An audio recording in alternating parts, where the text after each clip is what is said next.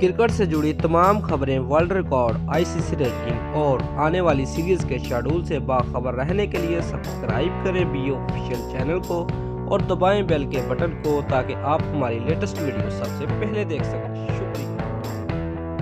अस्सलाम वालेकुम दोस्तों, मैं हूं मोहम्मद शाहिद और आप देख रहे हैं बी ऑफिशियल यूट्यूब चैनल। दोस्तों, वीडियो को लाइक करने के साथ साथ अपने दोस्तों को व्हाट्सएप और फेसबुक पर शेयर भी कीजिए और नीचे कमेंट में पाकिस्तान जिंदाबाद, पाक फौज पाइंदाबाद भी लाजमी लिखें। दोस्तों, इंडिया और इंग्लैंड के मैच के दौरान सिखों ने पाकिस्तान और इंडिया का परचम एक साथ लहराकर दोस्ती की आला मसाइल कायम कर दी।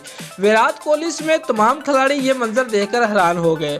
दोस्तों, इंग्लैंड के कप्तान इवन मॉर्गन ने टॉस जीतकर पहले बैटिंग का फैसला किया, जो दुरुस्त साबित हुआ। जैसन रॉय और ब्रिस्टो ने अपनी टीम को 22 ओवर में 160 रन का शानदार आगाज फराहम किया।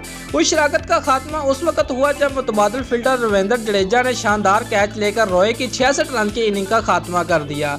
दूसरे एंड पर मौजूद ब्रिस्टो ने उम्दा बैटिंग का सिलसिला जारी रखते हुए अपनी सेंचुरी मुकम्मल की और वो 109 गेंदों पर 6 छक्कों और 10 चौकों की मदद से 111 रन बनाने के बाद मोहम्मद शामी की विकेट बने।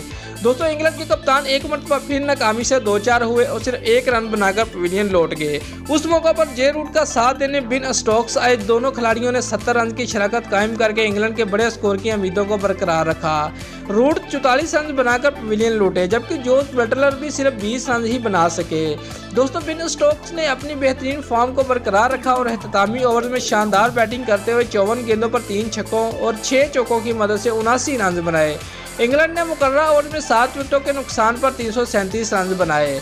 दोस्तों, अगर आपको हमारी ये वीडियो पसंद आई है तो लाइक और कमेंट लाजमी करें और हमारे चैनल को सब्सक्राइब करना मत भूलिए।